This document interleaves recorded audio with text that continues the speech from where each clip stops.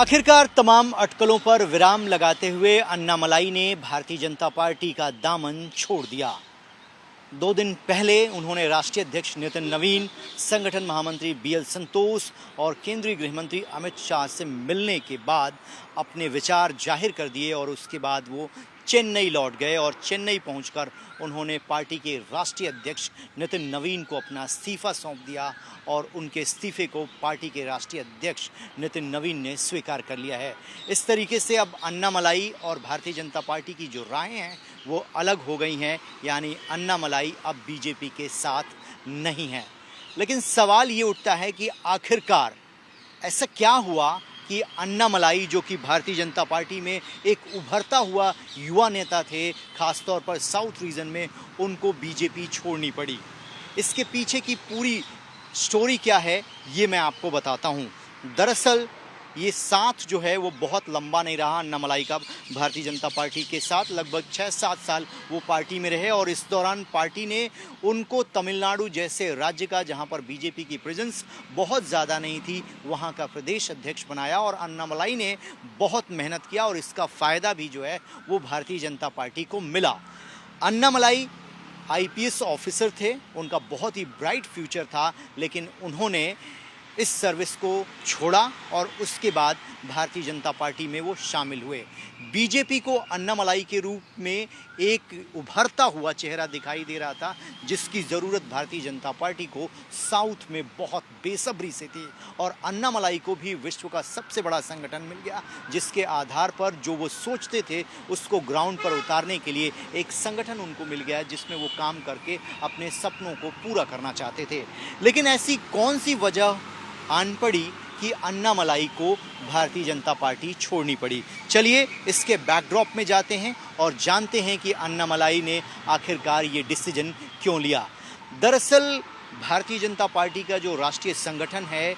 उनके काम करने में और अन्नामलाई के सोचने के तरीके में बहुत डिफरेंस था और विचारों के तालमेल को लेकर बार बार अक्सर जो है मतभेद की कहानी सुनाई देती थी। अन्नामलाई का ये मानना था कि जो तमिलनाडु की जनता है वो डीएमके और एआईडीएमके की राजनीति से पूरी तरीके से ऊब चुकी है। भ्रष्टाचार को लेकर, परिवारवाद को लेकर, इनको अब अल्टरनेट के रूप में तमिलनाडु की जनता जो है वो देखना नहीं चाहती थी। इसीलिए वो चाहते थे कि एआईएडीएमके के साथ भारतीय जनता पार्टी और एनडीए का गठबंधन जो है वो चुनाव न लड़े, यानी बीजेपी का गठबंधन ना हो, ये उनकी एक कंडीशन थी, क्योंकि वो चाहते थे अगर हम अलग चुनाव लड़ते हैं तो एक नया स्कोप जो है वो भारतीय जनता पार्टी को तमिलनाडु में देखने को मिलेगा और वो अपनी राजनीति को वहाँ पर अच्छे तरीके से स्थापित कर पाएंगे। इसके उलट जो केंद्रीय नेतृत्व था उसको ये बात रास नहीं आई, क्योंकि उसको एआईडीएमके का सपोर्ट सेंटर में चाहिए तमाम बिलों को पास कराने में। उसकी सोच दूर की थी कि एनडीए का एक सहयोगी दल भी तमिलनाडु में होना चाहिए, क्योंकि बीजेपी की प्रेजेंस जो है अभी उतनी नहीं है कि वो अपने अकेले के दम पर बीजेपी जो है वहाँ पर सत्ता में आ सके। उसके लिए एक सहयोगी दल चाहिए और यहीं पर उनका राजनीतिक मतभेद हो जाता है केंद्रीय नेतृत्व के साथ। और पिछले कई महीनों से हमने देखा कि जो विधानसभा का चुनाव हुआ, जिसमें ये कहा जा रहा था कि अन्नामलाई जो है वो बहुत ज़्यादा एक्टिव नहीं है। बीजेपी ये दावा कर रही थी कि इस बार जो है तमिलनाडु में एआईएडीएमके के साथ भारतीय जनता पार्टी मिलकर सरकार बनाएगी, लेकिन हुआ वही जो अन्नामलाई ने कहा था, यानी डीएमके और एआईएडीएमके को इस बार के विधानसभा चुनाव में बुरी तरीके से हार का सामना करना पड़ा और विजय जो है एक नए फैक्टर के रूप में उभरे और उनका जो स्टारडम है, जो वो फिल्मों में काम करते हैं, उस लोकप्रियता के आधार पर उन्होंने अचानक सत्ता में वापसी की और जो 2 परंपरागत पार्टियां थी, डीएमके और एआईएडीएमके, उसको तमिलनाडु की जनता ने सिरे से नकार दिया।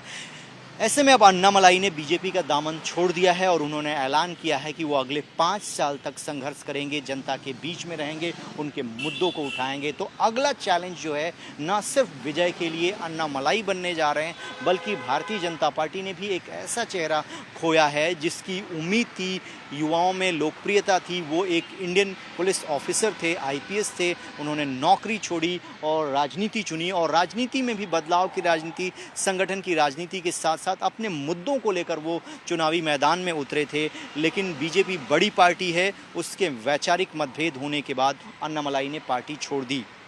अब देखना ये है कि जो भी बड़े नेता कभी बीजेपी में रहे, उन्होंने बीजेपी का दामन छोड़ा तो इतिहास ये बताता है कि वो बहुत ज़्यादा अलग इंडिविजुअल रूप से सफल नहीं हुए। अब यही चुनौती अन्नामलाई के सामने है कि क्या वो बीजेपी से दामन छोड़ने के बाद अपनी अलग पहचान बना पाएंगे और अलग एक राजनीतिक ज़मीन तलाश पाएंगे, और वो सफलता जो बीजेपी के अंदर रहते हुए उनको राष्ट्रीय स्तर पर मिली थी, क्या अलग से पार्टी बनाने पर या कोई संगठन बनाने पर उनको तमिलनाडु में मिलती है या नहीं।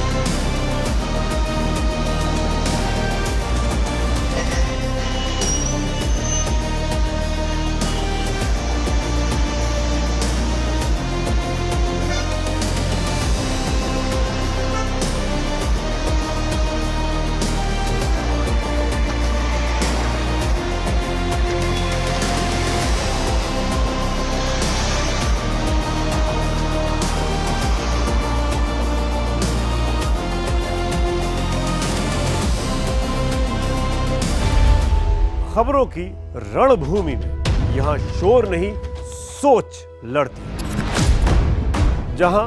शब्द नहीं, फैक्ट्स वार करते हैं और हर सवाल खोलता है सच की नई परत।